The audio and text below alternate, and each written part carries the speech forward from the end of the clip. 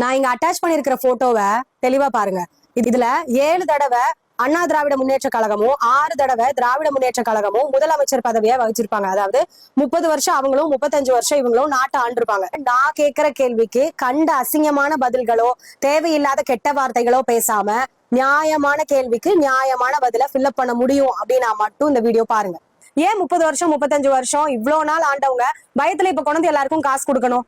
அவங்க மேல அவங்களுக்கு நம்பிக்கை இல்லையா? நியாயமா அப்ப அவங்க ஆட்சி பண்ணலையா? ஏன் ஒரு கவர்மெண்ட் ஸ்கூல்ல இருக்கக்கூடிய கக்கூச கூட கரெக்டா கவனிக்க முடியல? நம்ம எல்லாருமே ஒரு விடுமுறை நாட்கள்ல குடும்பத்தோட வெளியே போலாம் அப்படின்னு நினைக்கும் போது அங்கங்க இருக்கக்கூடிய சுற்றுலா தலங்கள் எல்லாம் நீட்டாவா இருக்கு. லேடிஸ் நாங்கெல்லாம் மெயினா இந்த மாதிரி சுற்றுலா தலம் எல்லாம் போகும்போது ஒன் டே ட்ரிப்பா இருந்தா பரவாயில்ல, ஸ்டே பண்றோம் அப்படின்னா நீட்டா இருக்குமா, பாத்ரூம்குள்ள ஏதாவது சிசிடிவி இருக்குமான்னு பயப்படுறோம்.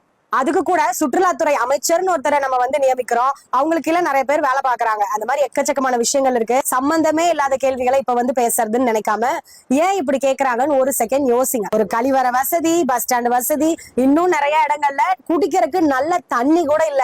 இன்னுமா இத்தனை வருஷமா ஆட்சி பண்ணி இதை பேசிட்டே இருக்கிறோம். விலைவாசி உச்சத்துக்கு போயிருச்சு. ஆனா சம்பளம், நம்ம வருமானம், அரசியல்ங்கிறது பப்ளிக்கு சர்வீஸ் பண்ணக்கூடிய ஒரு விஷயம். அதாவது மக்களுக்கு சேவை செய்யக்கூடிய ஒரு விஷயம். நீங்களே எப்படி நம்ம பழகிட்டீங்க?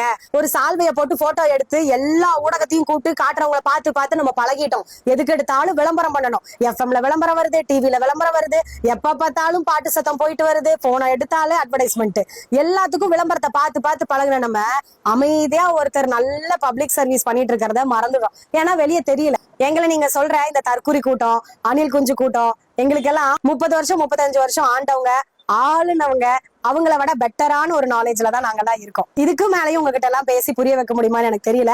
புரிஞ்சவங்க புத்திசாலி. நன்றி.